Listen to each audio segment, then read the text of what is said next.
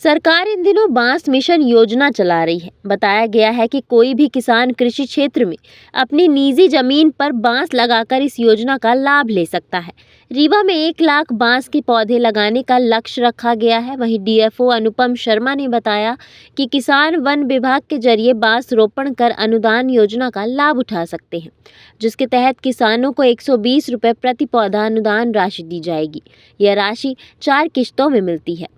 किसान वन विभाग से पौधे लेकर अपनी जमीन पर बांस रोपण कर सकते हैं। डीएफओ ने बताया कि रीवा जिले को 1 लाख बांस लगाने का लक्ष्य दिया गया है और अब तक 64,000 बांस लगाने के लिए किसान भाइयों के आवेदन प्राप्त हो चुके हैं, जिसमें करीब 15,000 लग भी गए हैं। अब तक जिले में सबसे ज़्यादा बांस डभौरा में लगाए गए हैं। वहीं 15 अगस्त तक किसान अपने आवेदन जमा कर सकते हैं।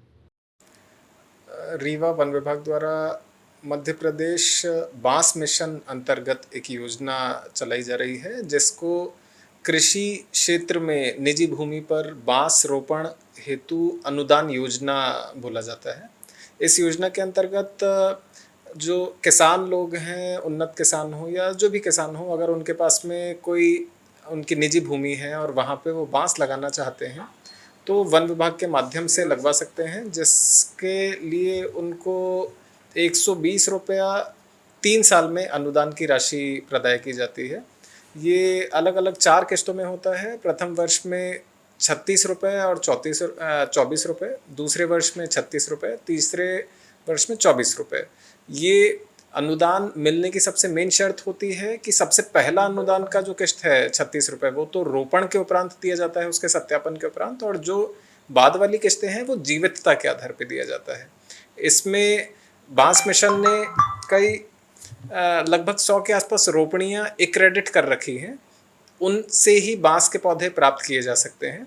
और अगर कृषक के पास में कुछ आर्थिक समस्या है और वो तत्काल उस समय अगर नर्सरी को पौधों का भुगतान नहीं कर सकता है, तो वो एक अंडरटेकिंग भी दे सकते हैं, जिससे कि जो उनके पौधों का भुगतान है वो वन विभाग की तरफ से किया जा सकता है, पर उस राशि का उनको दी जाने वाली अनुदान राशि सब्सिडी में से डिडक्ट कर लिया जाएगा।